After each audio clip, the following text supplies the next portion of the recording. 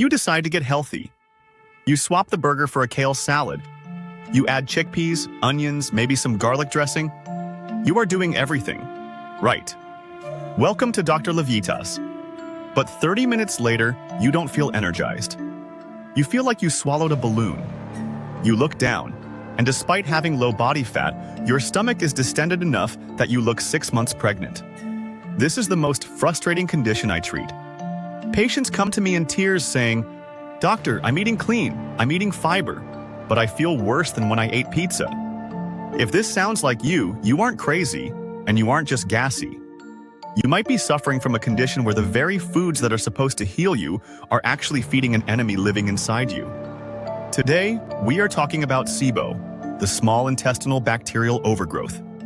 We're uncovering why your healthy diet is backfiring, why your stomach acid is actually too low, not high, and why the habit of snacking might be the single biggest thing keeping you sick. Before we start, please take a second to hit the like button and leave a comment. Your engagement is a huge help to the channel. What is SIBO? When the party is in the wrong house. To understand why a salad hurts you, you have to understand gut geography. Your gut is not just one long tube where everything happens everywhere. It has distinct neighborhoods. The large intestine is supposed to be a bustling metropolis of bacteria, trillions of them. This is where fermentation happens. It's where fiber is broken down. The small intestine, however, is supposed to be a quiet, relatively sterile library. Its job is absorption, taking nutrients from food and putting them into your blood. It should have very few bacteria. SIBO happens when the bacteria from the metropolis move into the library. Now, when you eat that salad full of fiber and fermentable carbohydrates, those misplaced bacteria in the small intestine attack it before your body can absorb it. They ferment the food right there in the upper gut. Fermentation creates gas. When this happens in the colon, it's normal. When it happens in the narrow, confined space of the small intestine, that gas has nowhere to go. It stretches the intestinal wall, causing massive bloating, pain, and inflammation. You aren't getting fat.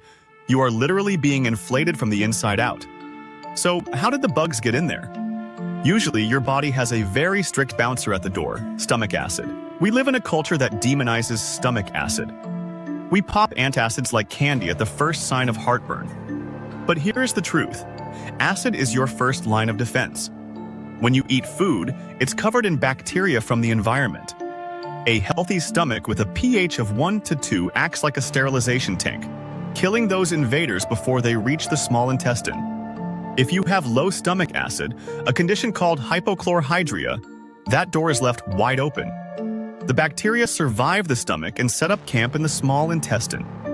Ironically, many people who think they have high acid or heartburn actually have low acid. When acid is low, the valve at the top of the stomach doesn't close properly, allowing what little acid there is to splash up. By suppressing acid further with medication without fixing the root cause, you might be rolling out the red carpet for SIBO. There is another defense mechanism that is arguably even more important than acid. It's called the Migrating Motor Complex, or MMC. Think of the MMC as the night janitor. When you are eating, your gut is in mixing mode. But when you stop eating, when your stomach is empty, the MMC wakes up. It sends a powerful electromechanical wave that sweeps through your small intestine.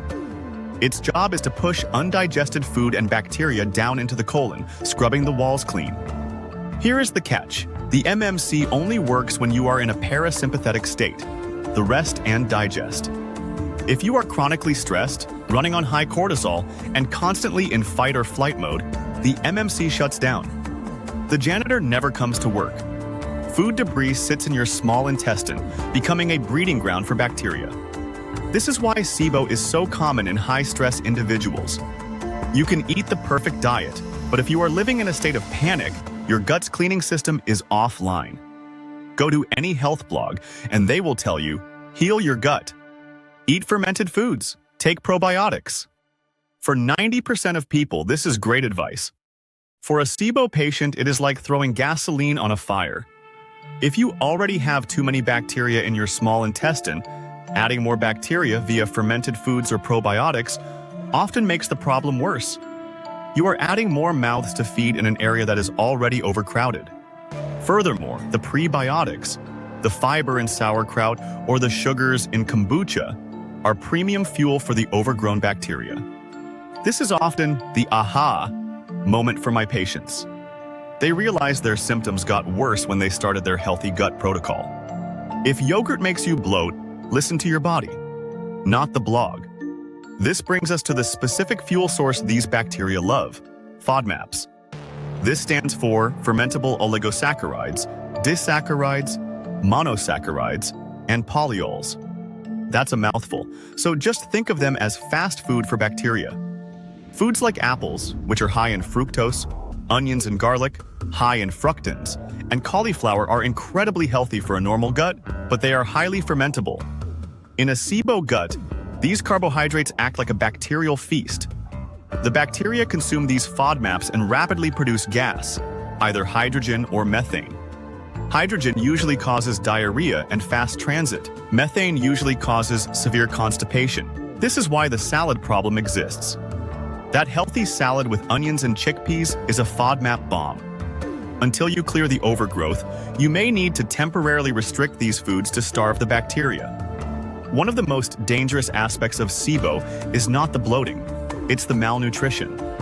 I often see patients who eat plenty of red meat and leafy greens, yet their blood work shows they are anemic or deficient in B12. Why? Because the bacteria are thieves. Bacteria love vitamin B12 and iron. They use them for their own survival. If they are sitting in your small intestine, where you are supposed to be absorbing these nutrients, they get first dibs. They steal the nutrients from your food before they can enter your bloodstream. Furthermore, the inflammation caused by the bacterial overgrowth can damage the brush border of your intestine, destroying the enzymes needed to break down food. So you aren't just gassy, you are starving on a cellular level. So how do we fix this? While antibiotics or herbal antimicrobials are often used to kill the overgrowth, they will always come back if you don't fix the cleaning mechanism. We need to reactivate the migrating motor complex, and the only way to do that is meal spacing. Remember, the janitor only comes out when the building is empty. The MMC takes about 90 minutes to 2 hours to complete a full sweep of the intestine. But here's the kicker. Every time you put food in your mouth, the cleaning cycle stops. If you eat breakfast at 8, have a snack at 10:30, lunch at 1, and a latte at 3, your cleaning crew never gets a shift. You are leaving dirty dishes in the sink, 24/7. To heal, you must embrace the 4-hour rule. Eat a full, satisfying meal. Have 0 calories for at least 4 hours. You may drink water or black coffee only. Then eat your next meal. And finally, fast for 12 hours overnight. This simple habit allows the MMC to run multiple cycles a day, physically sweeping the bacteria out of the small intestine and back into the colon where they belong. It is the most powerful, free tool you have. The doctor's verdict: trust your gut. Healing SIBO is a journey. It requires a temporary shift in how you view healthy food. It requires managing your stress so your body can enter rest and digest mode. And most importantly, it requires giving your gut the silence and space it needs to clean itself. If you have been blaming yourself for that bloating, stop. It's not your fault, it's a mechanical issue. But now you have the mechanic's manual. Stop the grazing, check the FODMAPs, and let the janitor do his job. I'm Dr. Levitas, here to help you trust your gut again. Watch this video suggestion. It was especially picked for you. Also share, comment, give it a thumbs up, subscribe, and hit the bell icon. It helps a ton with the algorithm. Remain tuned for future videos to empower your health and fitness journey. So, stay healthy, stay happy, and keep going.